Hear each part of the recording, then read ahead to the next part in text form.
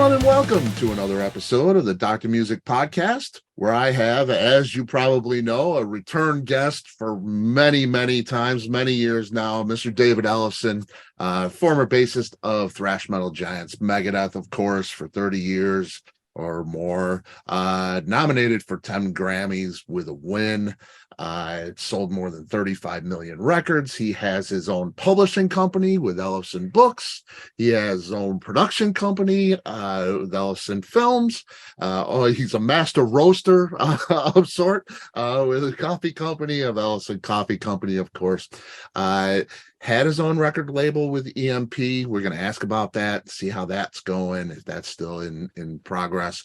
But David has a few band projects going on, of course, with the Lucid, Kings of Thrash, and of course, a brand new record called Vacation in the Underworld with singer Jeff Scott Soto, who we all love here at Dr. Music Podcast, of course, in a project called Ellefson-Soto.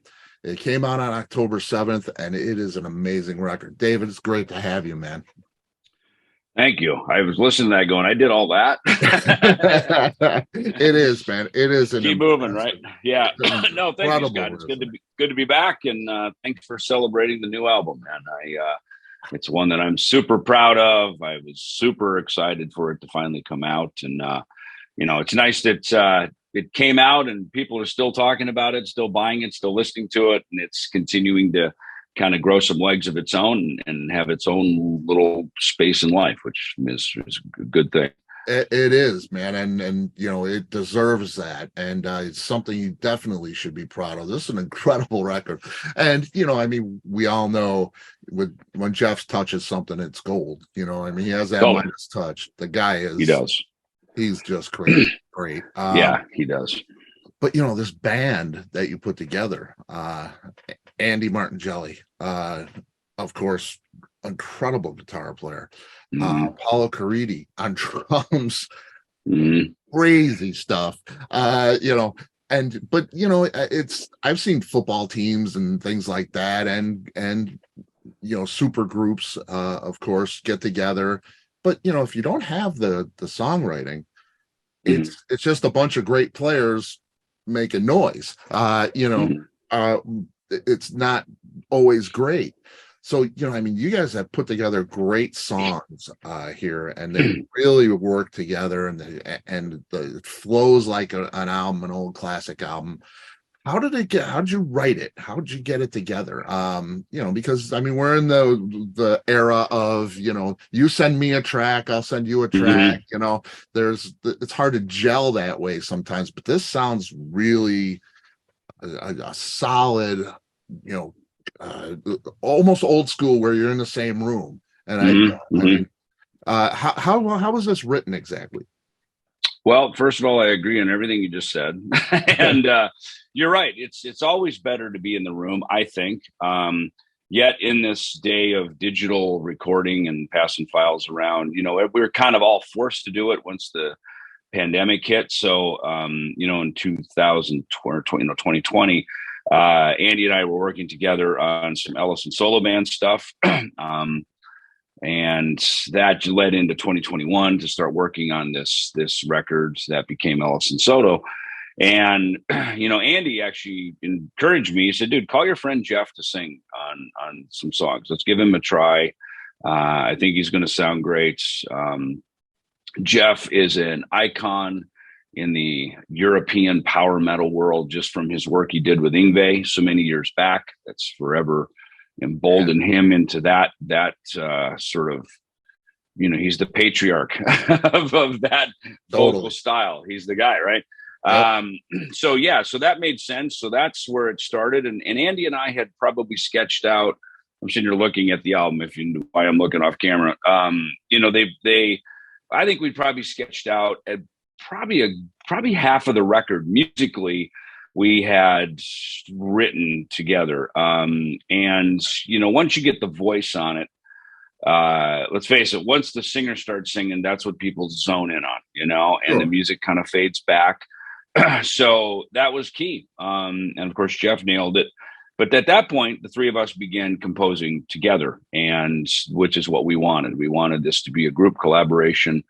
not only to hear Jeff's voice, but I wanted to hear his personality of some lyric writing, vocal melodies, and bringing that to the table. So, once we got it on the track, man, it really came together quick. And really in a couple of months, we had it all written and done, because when you're in this excited mode, which we were, man, it just flows. I mean, every day you wake up and I've probably got because I'm West Coast, Andy's 9 hours ahead of me in Italy. So I would be getting files from him.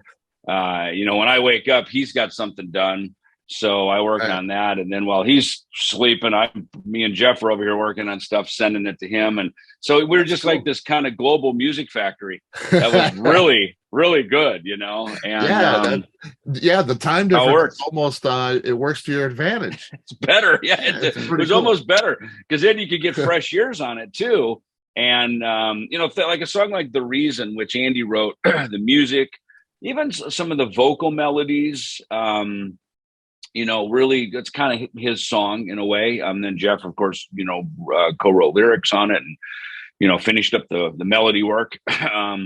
It was great to see them work together, because I'm kind of the monkey in the middle, if you will, to bring everyone together and make the circus work. I'm kind of the Barnum and Bailey to kind of bring the parts together, but it's nice when you bring the parts together and those parts also work well with each other, because I don't want it to be this thing where if I step out of the room, no one knows what to do. And we could put it to the acid test too. When we did some shows together back in September, I said to Jeff, listen, Andy and Paulo, our guitar player, Valerio, they will have this shit tightened up. It will be plug and play, ready to go. We'll walk in, sing and play. It will be dialed. And it was. And Andy put together 3 shows for us, just as a little kind of pop it up, sort of presentation shows, if you will. And what was interesting about that is, people at this point hadn't heard the record because it didn't come out until October 7th. So people are essentially seeing, a couple of famous guys with me and Jeff, and hearing our terrific band.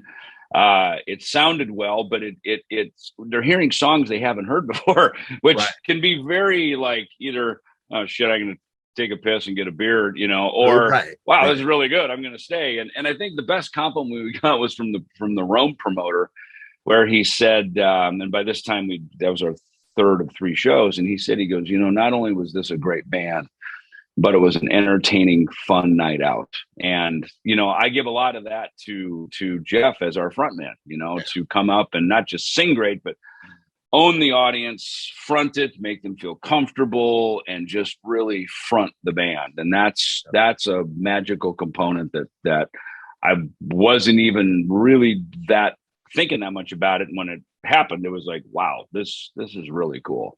Yeah. And that, that's Jeff, man. It doesn't get more pro than that guy. He's just pro when he records, he's pro when he performs. He's just a professional, man. He's always ready to go, always sounds great. I've seen him live a bunch of times in a bunch of different combinations. And he, like you say, he just controls that audience. And, he's a big dude, and he's got this booming voice, speaking voice too. Yeah. And it's just, you must pay attention. You know what I mean? Yeah. There is no leaving and getting a beer when he's talking or singing, man. Well, and we're bringing components together from, again, from the Ellefson world, from the Soto world, 2 worlds that haven't mixed before. And so you're standing on stage and, he's not only are we singing and playing, but again, just these interactive moments in between the songs on stage. It's like, is it, are you feeling good? Is everybody laughing, having fun, fists in the air? Or is it like one of those like, oh shit, like what just happened moments, and you don't know until you're there doing it. And that's what I'm saying with Jeff. It was just kind of like, dude, this guy is rocking this, man. This is because sometimes I have to get on the mic and it's sort of, and that's fine. It's funny when I speak, it's like, there used to be an ad when I was a kid. I think it was for like a financial firm. It said, when E.F. Hutton talks, everyone listens. Right?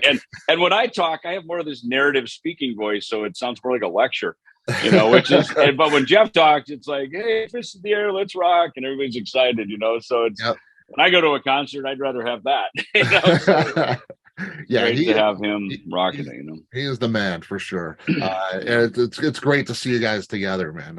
And Yeah, of thank course you. yourself, super pro. Same way. It's just that's why this shit works. Yeah, yeah.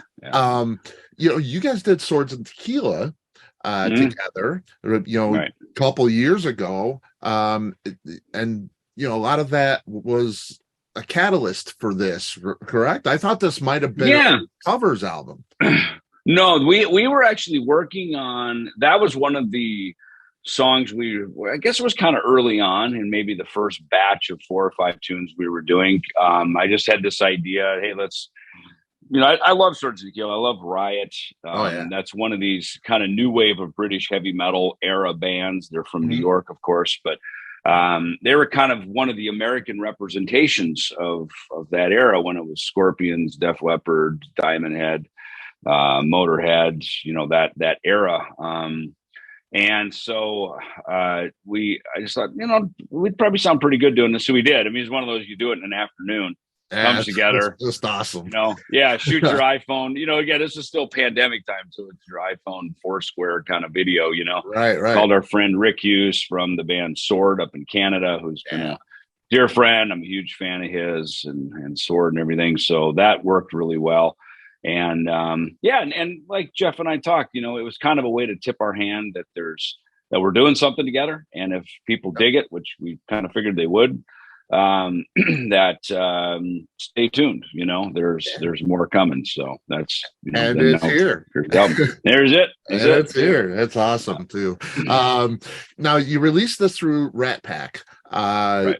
Records. You have your own label, or you did. EMP Label Group, of course. Right. Is that still active? And why it is. I scaled it back because my original intention with that, and I still have Combat, and I put a couple things out in Combat earlier this year. I put out a song that me, Chris Poland, and Gar Samuelson had played on together. Gar, after Megadeth had moved to Florida and was in a group called Fatal Opera. And the singer had dusted off some demo recordings that they had for what would have been album number 3.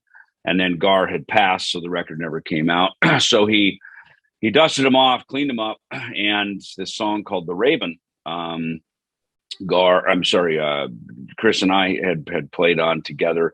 So I put that out, and I just did it digitally, and I did it with the Combat imprint. So there's things like that I want to use that for, having had the label for several years and really, did a lot with it. And right. It's also, the tides were turning too with, are things moving now more to digital? Yes. Is there a vinyl uptick? Yes. Is vinyl super expensive? Long timelines? Yes. You know what I mean? So there just became some logistical things about it that I just went, look, I like having the label available to me when I want to put something out that I'm excited about. But I don't want to sit here and just be handcuffed to this desk and computer to run a record label. It's like I'm a musician and a creator and a performer, and I want to be free to just pack, get up and go and, be a musician.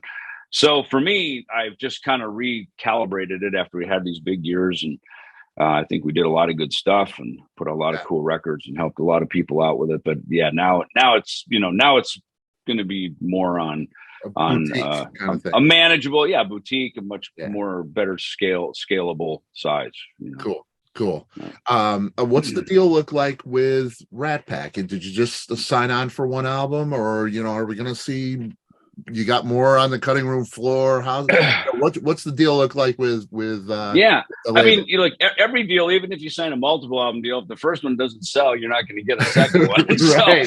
So but Joe and I have been friends for years and have stayed in touch. I'm really impressed in how he built his label. He did everything right. He's got the right amount of resources and finances to throw at records to make them work. He's put out records for my friends, Michael Sweet, Yeah. Todd Latore, I think George Lynch, and so very, a ton of people. So he's done great work, and there's kind of a wheelhouse that he's really great at, and this would, in my opinion, fit right in. Again, it was Andy's idea. I think he had just worked on a record, a Rat Pack album, maybe Michelangelo or something, and so he hit me late last year and said, dude, let's hit up Joe at Rat Pack. And I called him, I sent it to him. He loved it. And we both agreed this is a record we both listened to as a fan, even though I played on it, even though it's on his label, we put it on and go, this is really a freaking good record. Like, this is just a fun, top to bottom fan listen kind of record. And so for us, it was a labor of love, just going through it all. My schedule got busier than I had intended it to be all at one time, because there was a lot of things coming up, and all of a sudden we're trying to kind of find a window to get this record out without it getting stepped all over by Kings of Thrash. And of course, we put out the Dieth video this summer just to show that we were up to something, and then that led to us getting a deal with Napalm, and that's a 2023 record, but. A lot of these things it's look, my job is to get in the room, create, come up with stuff, find the right avenue, the right person, right label to put it out, and then see where the chips fall from there. And I think on this one, Andy and I, when I was over with Andy in Italy and England back in April, we opened up the session files and realized we have a whole other album pretty much done, written. In fact, we wrote some more stuff. We might write a couple more things just because, in fact, I just sent him something this week. I just picked up my guitar and inspiration struck, and I sent it over to him. And so we throw it in the folder, the folder that grows of stuff. Awesome. So it's great. And I love it because I like to have alternate ears on my stuff. Sometimes I'll write something and because of where I've come from in my career, it may sound not dated, but it may sound of a certain time period, maybe played like a thrash metal guy from the 80s or 90s. Andy being a little bit younger, having different musical influences and hip to what a lot of younger people are doing, he will sort of put it through his hands and ears, and it comes out sounding like it does on Ellefson-Soto, So, and I'm cool with that. I'm not a guy that says it must be this, it has to be that. Like the ballad Out of the Blue, that I did my own way because it's just me and the piano, So I was able to, drive the bus on that one. But when you get guitars and you get other people in the room and you're collaborating, man, I want to hear them bring their best to it. And sometimes my idea to you send an idea back to me. It's just like we're doing right now. We're having a conversation, right? And something I say inspires you, inspires me, and back and forth. And to me, that's the human connection. That's what makes music relatable to people. Is that you can feel that this is a conversation between musicians. Absolutely. And that's in my mind. That's just where I feel most comfortable.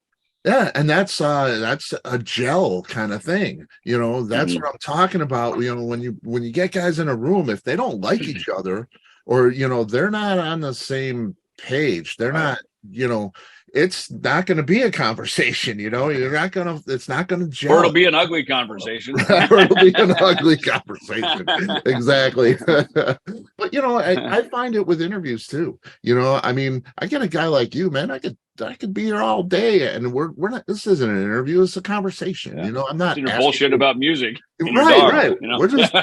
We're just hanging out. And that doesn't always happen. There's just some guys, they answer the question and it's not the same.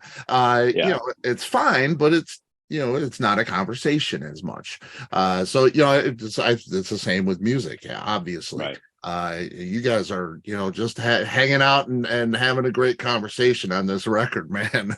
Yeah, and it's you can tell what people are passionate about when you're talking to them, or when they pick instruments up and they start playing and working on things. And I think the fact that here we are 8-9 time zones away from each other in some cases, with it's we're sitting here still making music. You're staying up late working on something. You wake up the next morning, pour a cup of coffee. The first thing you do is open your laptop and, oh my God, new files are here. And then that just absorbs your entire day.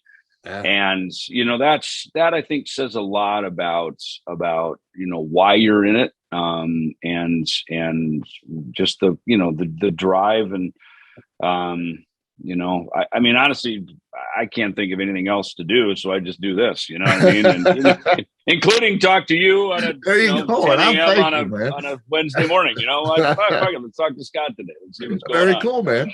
Very cool, and I appreciate it. But you still get excited. You open that email, and it's like, oh, cool, I got a file. Right. It's not, oh, I got a file. I'm going to be here all day. That I think that's the difference. You get and I will say it depends on who sends you the file. Well, yeah, of course. I've had some come off. Fuck this song. Oh my God, really?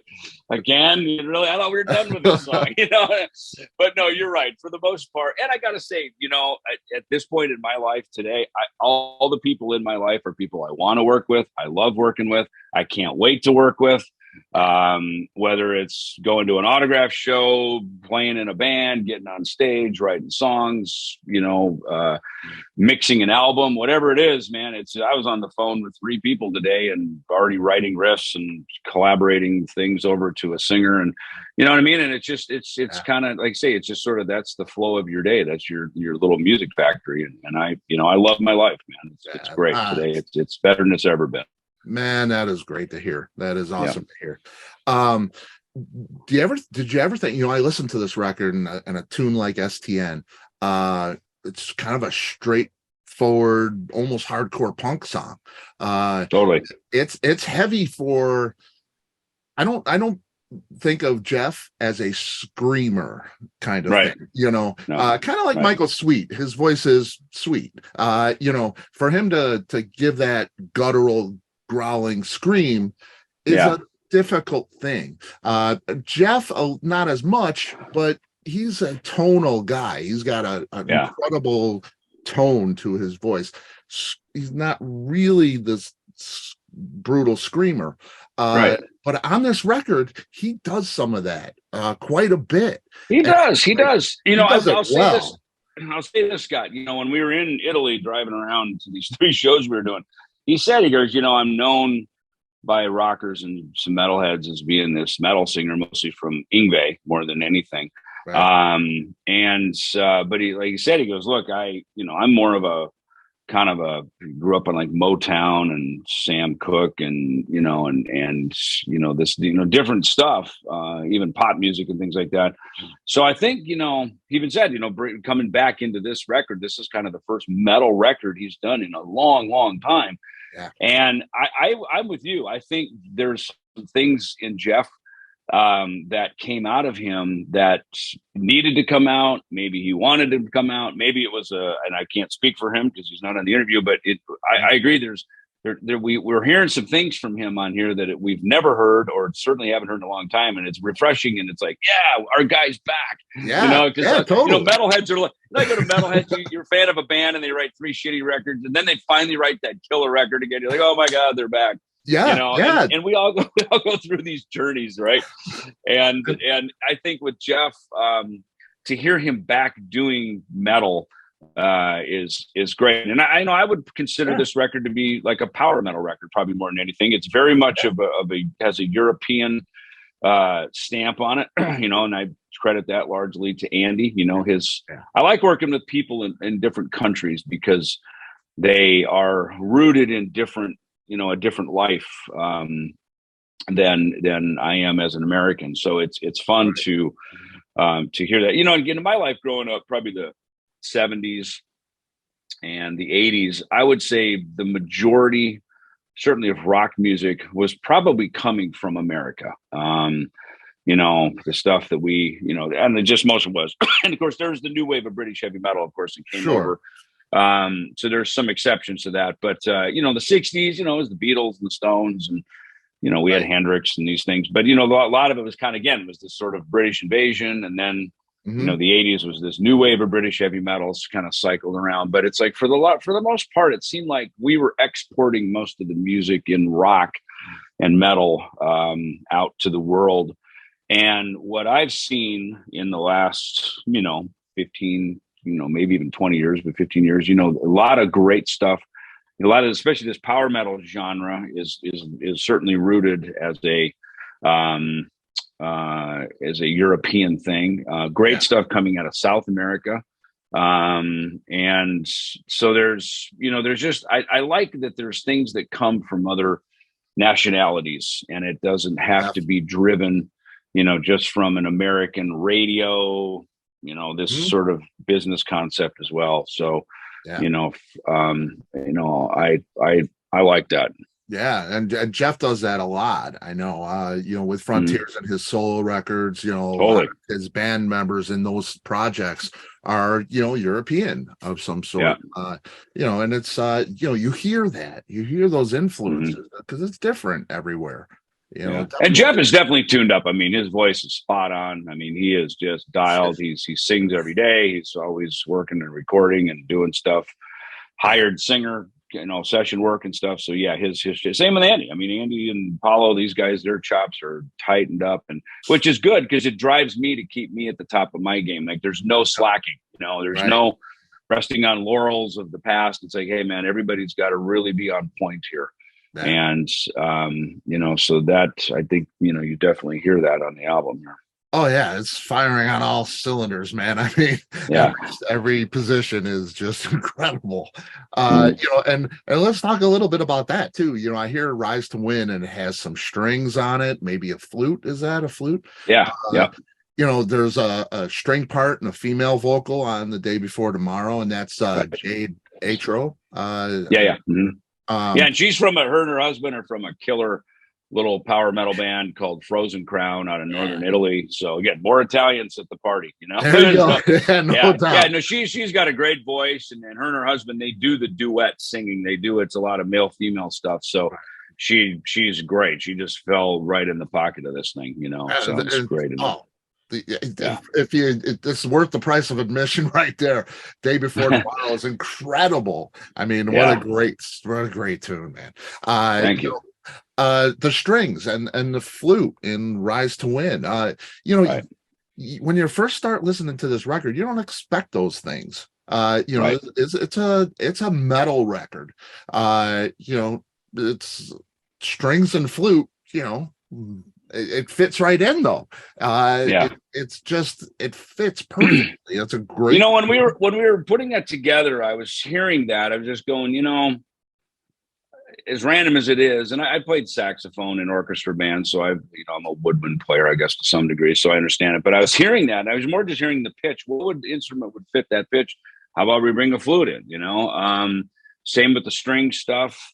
Andy at the beginning with the bass licks and stuff, he was the one who really, said, he goes, brother, you got to throw down some bass on this record, man. I mean, you're playing great lines, and you're writing great songs, but I want to hear you shred. So it's like, I just went in the closet, started pulling out the fretless and all kinds of stuff, and shredding and putting licks together. And I sent the stuff over to Andy, and it's I love the composition of it because it sounds like three different bass players all kind of shredding, taking their turn, and it's all me playing it. But it was kind of just a nice way, kind of think about things more compositionally rather than just let's just turn it up, count off 4, and then just freight train our way through to the end. Right. Let's because we have a few of those. Sharpen the Sword is like that. Sure. There's Die Another Day, or Live to Die Another Day. So there's a couple of those that are that, but it's like I wanted this to be more than just a fucking Diesel Breath kind of record. I wanted it to have these dynamics. Yeah, it has shape. It has feel. Yeah, it really does. And I reference Hercules, man. When you say he wanted to hear you shred and stuff, and we get that. Dare I say, Dawn Patrol kind of little thing there. Right. That's basically a bass solo, which leads to a song with a huge bass intro, which is it's really, really. I mean, this is what we want from David Ellefson. Thank you. Yeah. we want to hear you play because we know how great you are. So, Thank this you. it's exciting, man, for the fan. Yeah. Just Hercules alone, Yeah. it's great, man. It's really Cool. cool. Thank you. Did you think about, Dawn Patrol in particular, that kind of thing when you were putting that together? Dude, the truth is, I was literally in the studio recording another song, and I can't remember which one it was. And I just started playing that line, right? And John Aquilino, who's probably known most from the band Icon, has a Yeah. friggin' killer studio here in town, and I go work with John all the time. And I give him free license to produce me, tell me to play more, play less, go here, go there, and I just love it. Again, we have just a real brotherly collaboration with stuff. And I just said, dude, give me a click track right here at this tempo. Okay, so you dialed it up, and I just fucking hit the red button right now. I want to play something. And literally that's a one take. I just played it. I love it. And that's why now when I listen back to it, I go, normally if I would have probably played this one part a little different, or I would have come down and said going up, but I'm like, look, it is what it is. That's what it felt like at the time. That's what it should be. We stopped it. I said, send that to Andy right now. We literally emailed it over to Andy. And so when he got up, he goes, brother, I'm all over it. So he put some strings and he added his guitar stuff in there. And I said, let's just flesh this out. It's just kind of an intro, and it just worked perfect at the beginning of Rise to Win, especially with the bass licks. It created this, like you say, this nice bass, orchestration, this moment on the record. And it's nice that it's at the end of the record. So it doesn't just, you don't get bored. Like first song is, oh God, here's Ellison playing fucking bass all over this thing. You know what I mean? We couched it in there toward the end. So it has a nice spot, so Yep. I think it was a good way to wrap the record, Absolutely, man. And I'm so glad that you think in that, old school terms too, and where you place things, sequencing of the record. Totally. For me as a listener, maybe I'm an old guy, but I love that. I love the ebb and flow of a record, and listening to it straight through and where it takes. Well, you and I grew up with albums, excuse me, that were just that. They're albums. And an album is a collection of these moments, right? Each song being a moment, right? And so when you're sequencing, you're taking all these, I always like it like a family photo album. It's all these photos and you're putting it in a sequence that tells the story. Hey, we went on vacation. Check it out. Here it is. In this case, our Vacation in the Underworld. Here it is, like from top to bottom. We start here, we roll through all the changes, and then we end on this big crescendo at the end. And it is important. And I think for me, that kind of comes a little intuitively, maybe from playing saxophone in orchestra band, because, you'd play these, they were called movements. Sometimes you would only play a certain movement of an orchestral piece. It wasn't the entire piece, because the piece is 20 minutes long. We'd play 7 or 8 minutes of it, So I started to learn about how these, masterful composers, the Bachs and Mozarts and these guys, how they would compose. So for me, I like that when they're putting an album together, it's almost like, here's the entire piece of work. These are all just movements within. Yeah. And it would change if you change the sequence of this record, it would be a different record. And that's supposed to happen. You know what I mean?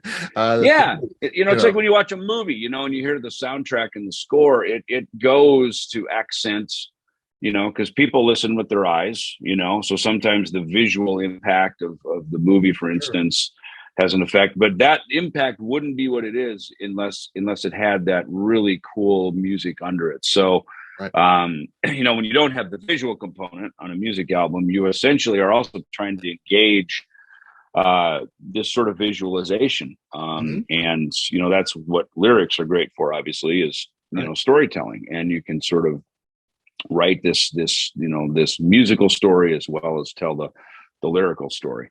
Totally. John Aquilino, I heard Icon was supposed to be putting something together.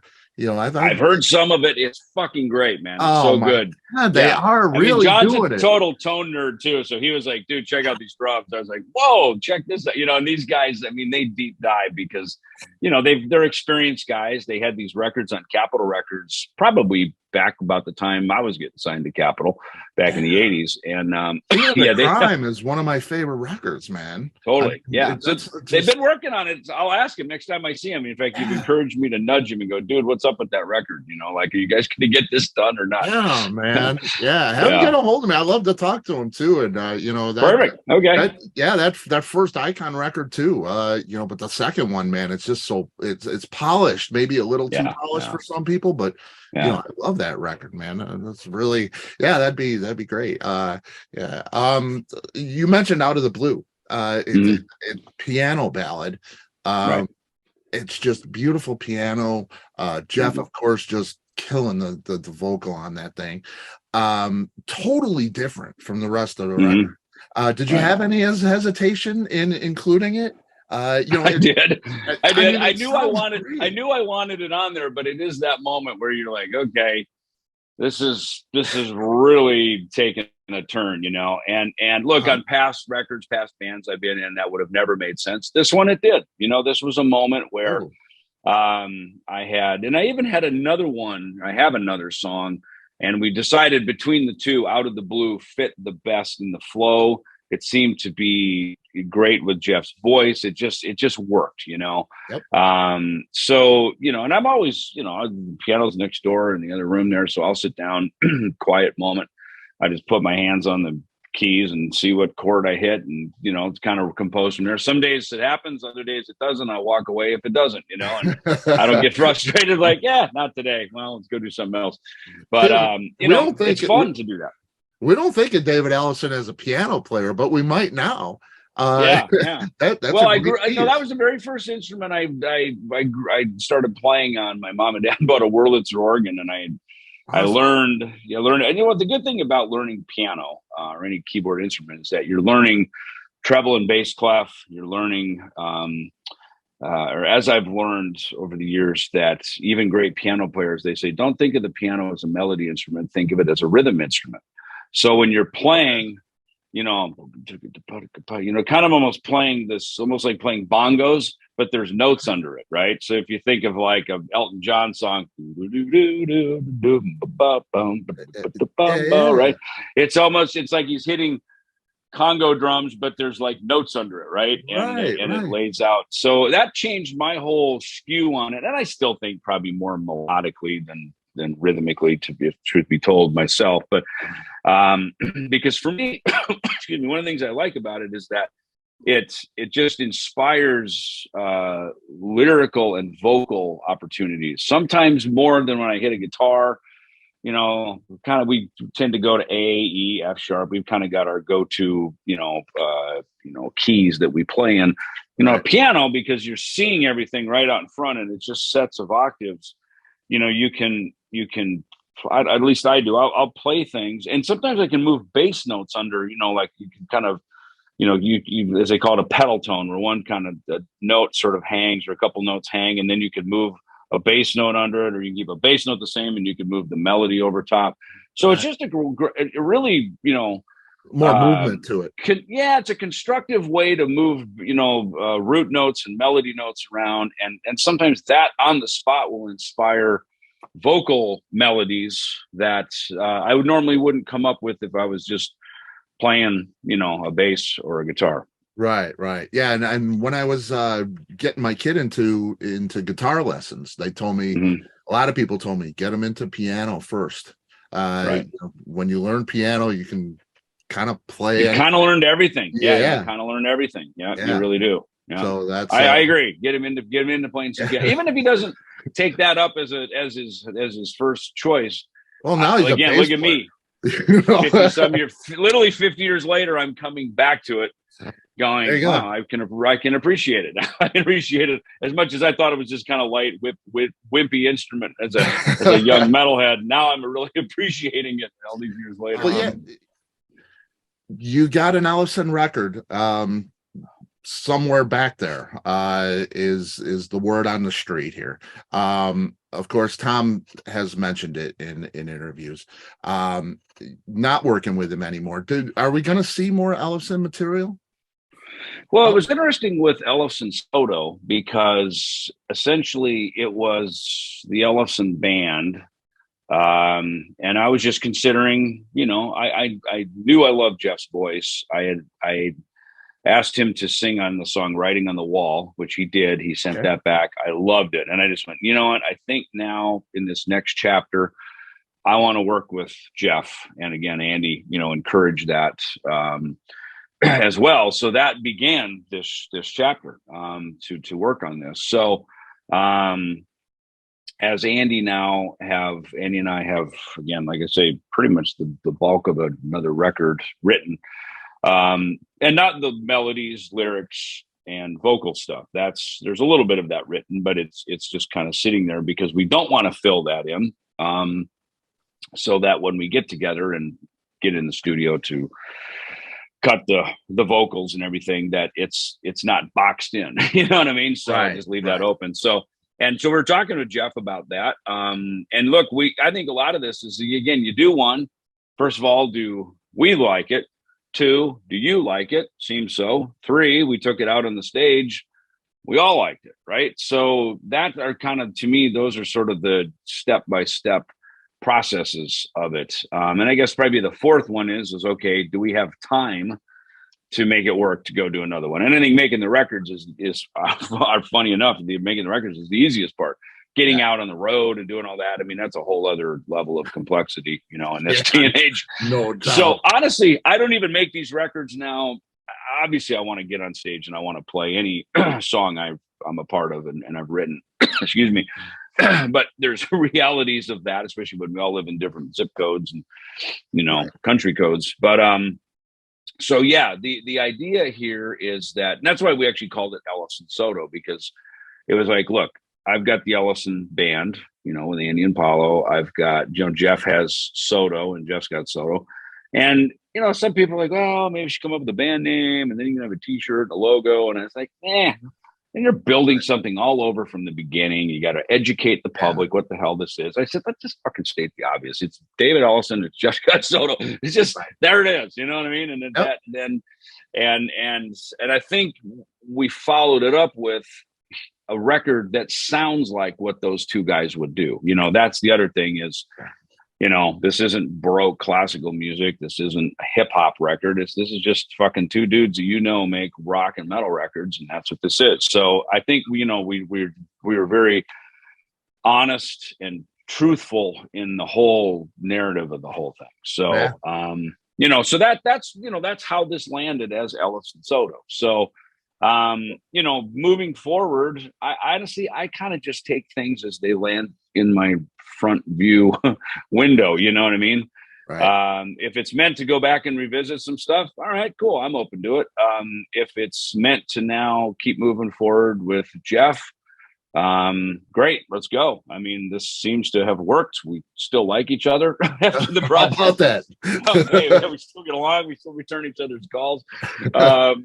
That's funny, if you're a musician, you understand that, that the process worked. It was fun. We enjoyed hanging out. And, so, that's kind of the long answer to it is it's all kind of a step at a time. And right now we're excited about working on some more music together. Awesome, man. That's great to hear. Yeah. Now there's word about a Nick Menza documentary for Ellefson Films. Right. Yeah. How's that coming along? Are we great? It's great. We're editing the video component of it now, so getting the movie part edited. Right. The soundtrack, in fact, almost daily, we're still pinging on a few things, trying to get the last couple tracks done because we've got some terrific music on here, and trying to get that wrapped up so that we can get the soundtrack. And I didn't want to commit to saying we got 15 songs. I said, because what if we only get 5 that are awesome? You know what I mean? Right. Or why say 5 if you get 15? So I said, let's just let it flow. Let's see what we come up with. Let's see who our collaborators are. Because again, we want to hear Nick play. What I like about the soundtrack is there's some Nick stuff that I was surprised how much stuff he did after Megadeth. There was a lot of some modern stuff, some very kind of almost industrial stuff some tracks that he had that were available. And so there was a lot of other stuff. And then of course there's just some good old Nick wide open in the room mics up, banging on the ride cymbal, playing as we would have known him, from the Megadeth days, that type of playing some tracks that he had that were available. So, because, my idea was let's collaborate around Nick. Since he's not with us, we'll take some tracks that were available and we could use, and then compose around that. And like I told people, I said, look, we can chop these up. It doesn't have to be exactly as it is. We can chop it up. We can do things with digital and analog technology. Even you can do that. Then let's write a song. Let's write a good song. Let's make it something good. I didn't play on everything. I played on a few things. Okay. It doesn't have to just be about me and Nick. It's about Nick and his thing. And, we're going to take the money from it, any of the co-writes. Nick is a co-writer on all of it. So that way, so the money goes back to his family and to his kids. And it's a nice way to kind of send something back to the family. That is just so awesome, man. That is just great. Dave Mustaine, did you have to go to him about any of it? Did you use any of that stuff? Was he involved at all? No, we didn't use any of those tracks at all. So yeah. Okay. Didn't have to have that call. No. It's all Ellefson Films production here, and that's very cool. Yeah. Very cool. Love to see that your different companies working. Well, I'd like to, I guess in my goal and in my mind, next year is 40 years of Megadeth, for what that is. I mean, again, we're all a part of this family tree, wherever we reside on the tree, you know what I mean? It's man, you can't. Branches. I mean, you have a huge legacy with that band, no matter what has happened in the past or, exactly. I mean, obviously you're a huge part of Megadeth history. Yeah. And to me, again, I think in my mind, I always try to keep the family together rather than splinter it apart. I think that, Kings of Thrash, I'm doing everything I can to give the fans, some value to. It's like they've been asking for these songs. They want to hear them played. The fact that me and Jeff and Chris are still healthy and we're vibrant. We like each other. we can work musically together. I thought that was a cool moment to be able to do that. And there will be more of that, of course, coming down the pike. And again, that's, as I've always said, that's meant as a celebration of this. And to me, I think with the Nick Menza film, ideally get it out next year.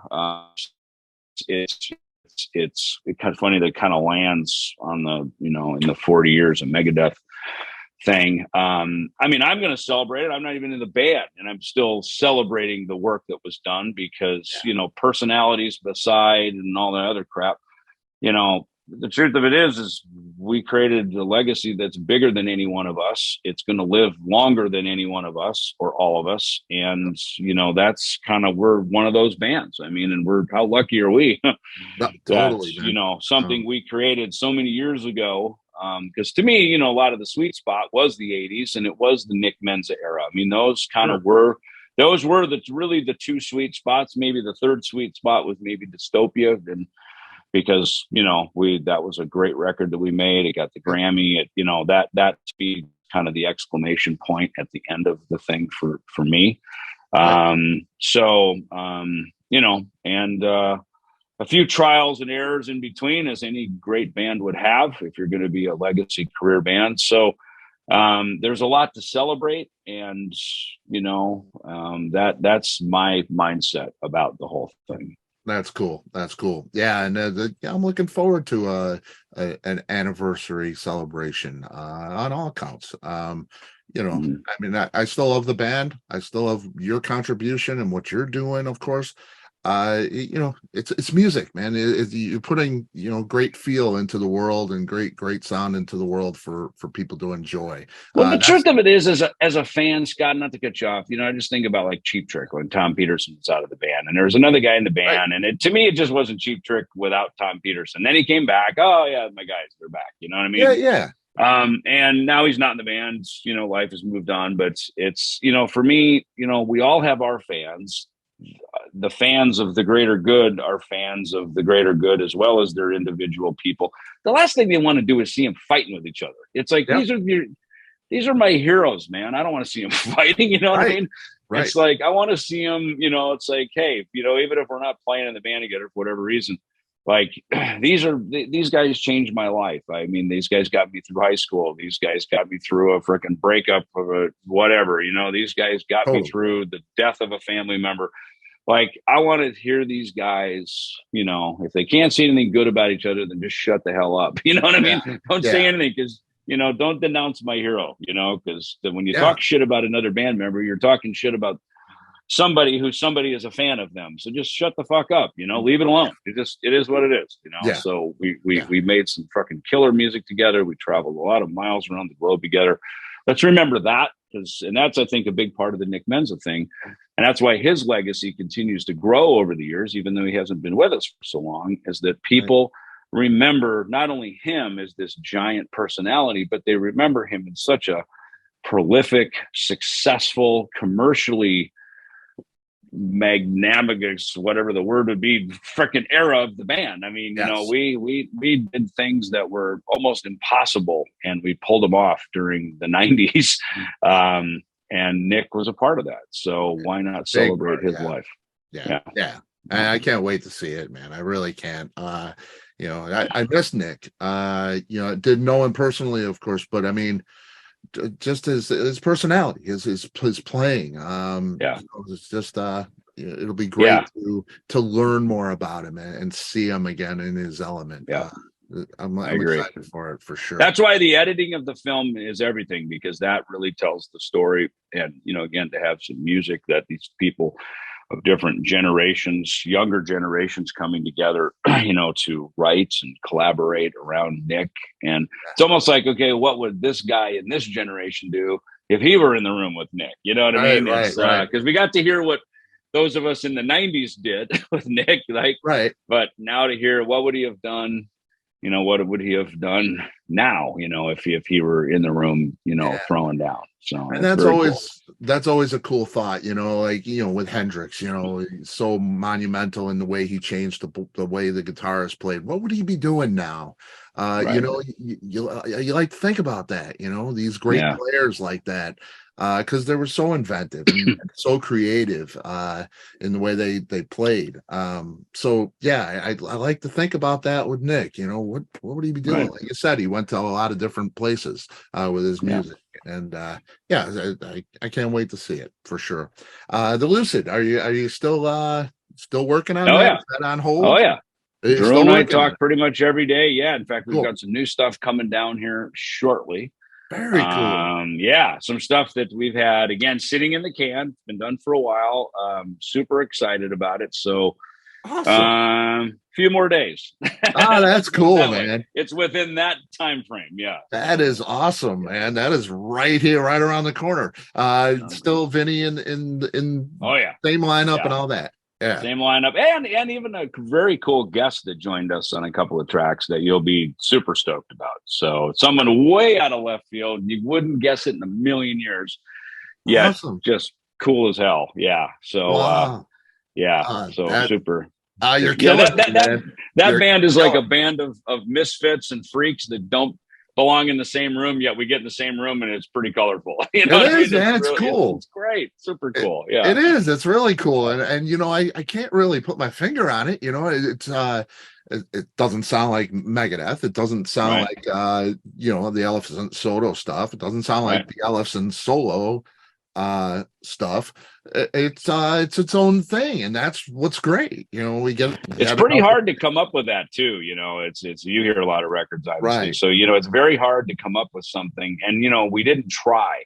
It was just these moments of let's call this guy. Hey, you want to do this? And everybody got on board. And it is. It's a very eclectic group of people. And you're right. It kind of transcends genre. People have kind of said, "Oh, alt metal," and it's like, yeah, not really. I mean, there was that whole genre. I would put like Alice in Chains and Stone Temple Pilots and certainly Sponge. There's a handful of these groups that you couldn't even really define them because they were heavy, and us metalheads liked it, yet chicks liked it. So obviously, it was kind of sexy and rock and roll in that way, and yet it was alternative people that had wacky haircuts and big earring hoops in there, and like they liked it, you know what I mean? So it kind of like it was something everybody liked, and it's I find the Lucid is like that. It's something that kind of fits. It's like flubber. It kind of goes everywhere. Totally, man. It's cool.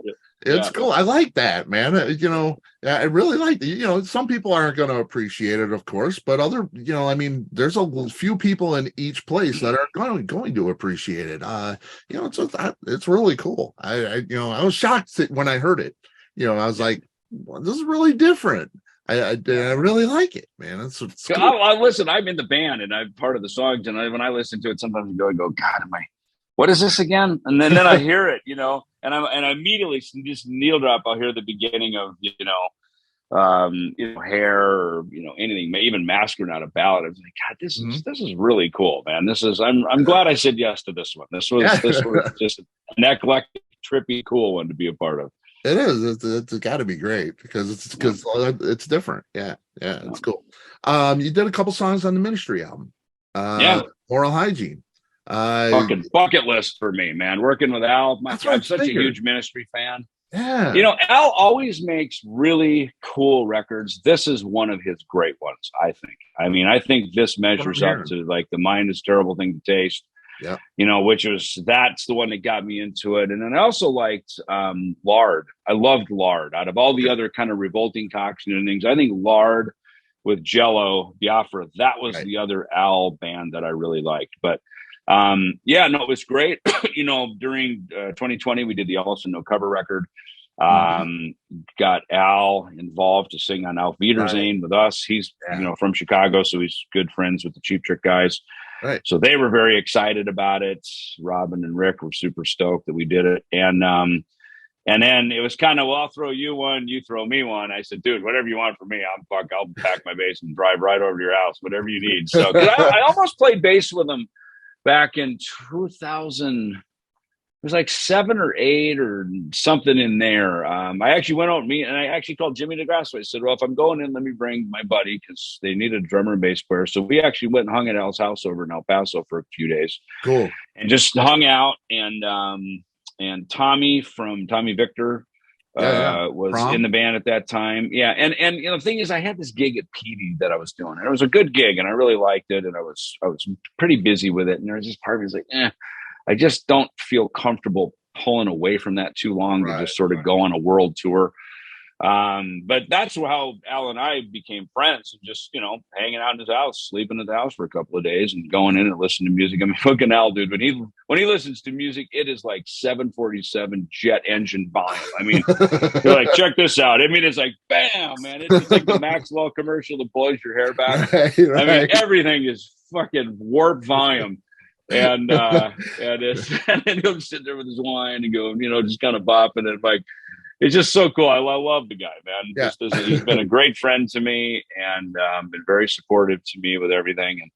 And what a creative guy, man. Oh man, and to sit in the room and actually be part of how they make a Ministry song, because it's so different. And Billy Morrison, who also is Ozzy's friend and plays with Billy Idol. Yeah. He was in the room.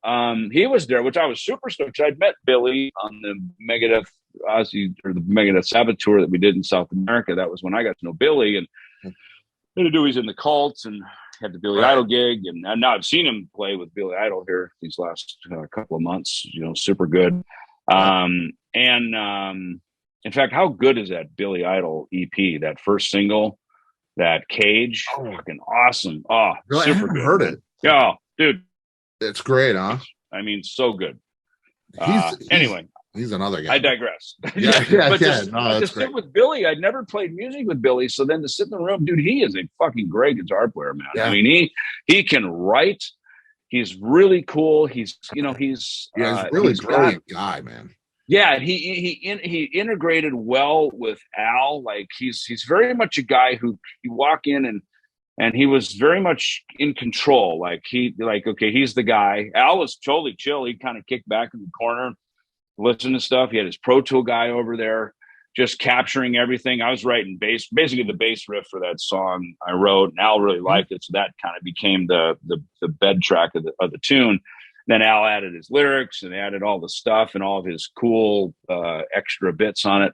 Yeah. But the Pro Tool guy sat over there and just captured everything. He kind of had a loop going, and he was just grabbing everything. And at one point, I'm like sitting there shredding bass solos and all kinds of stuff. So there's even more in the can, I guess, if you ever want to use it. But it was just so fun, man, to just create a Ministry song from the ground up. I mean, again, that's, to me, that would be like, I hear guys talk about being in the room with the Beatles. Right. To me, that's what it's like, being in the room with Al Jourgensen. It's like, this guy created that genre, man. I mean, Totally. there would be no Nine Inch Nails without him. There'd be no Static X. There'd be none of that shit. Totally. This is the guy, so he's the John Lennon of industrial music. I really think so, and I'm here in Chicago. I'm just outside of Chicago. So I came up with, Wax Tracks and all that kind of stuff. Mm-hmm. And, I mean, I heard those first couple of Ministry albums, which are totally different. And, I mean, he just transformed that genre of music, man. I mean, it was like what he was doing, nobody was doing, other than those Wax Tracks kind of thing, which he was controlling pretty much. Well, and he had this huge history. I think, was it with Jimmy Iovine, I think, who is, the god of and all that. The music business. I think maybe he worked with, it was on his label at one point. He was kind of doing this pop thing, and then he just got away from that and did what he's doing. And and the thing about Al is he's got real metal riffs like that God that Just One Fix. I mean, that riff is as cool as anything on a Metallica record. Right. Who I love. And like that riff is so fucking metal, and it's in an industrial setting with this repetitive loop thing. So it's great. And then Billy, we were standing outside by the pool, just kicking it after we had written that kind of laid the parts down. And he was talking about doing the Iggy Pop cover that we did on that record. And God, what the hell is it? I have it here. I just saw my copy of it. Search and Destroy. Search and Destroy. Yes. Yeah. And which I thought was like, so I was like, okay, now I know Billy Morrison's sort of jump off point, right? Like sort of the 70s New York.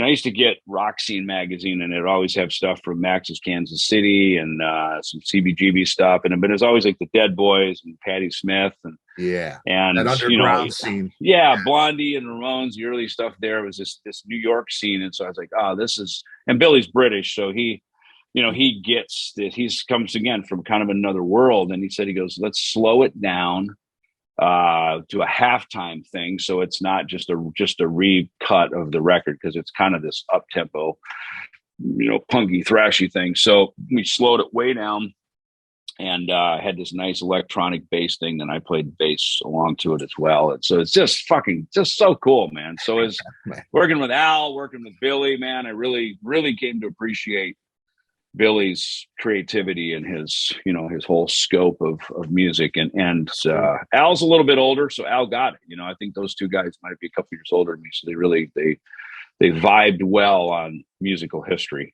That's cool. I know you guys were all in the same room, man. How often? Fucking awesome. Yeah. And Caesar, the Ministry guitar player, Caesar, he drove out from El Paso.